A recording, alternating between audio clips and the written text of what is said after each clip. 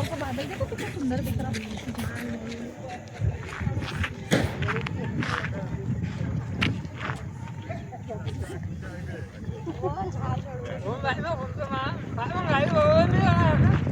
आखिरी में लगी ना गाड़ी।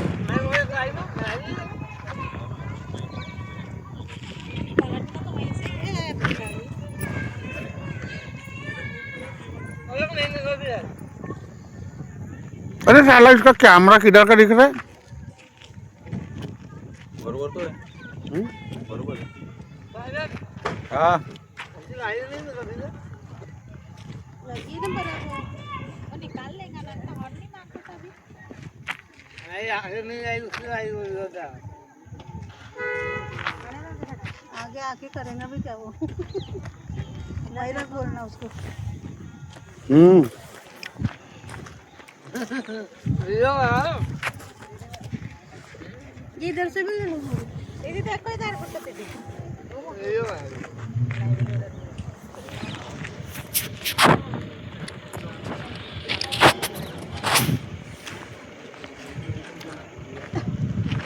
मैं आपका वो काम करता हूँ देखा उसका गाँव है यहाँ कलवी मुंडी गाँव का नाम है कलवी मुंडी खटी मुंडी।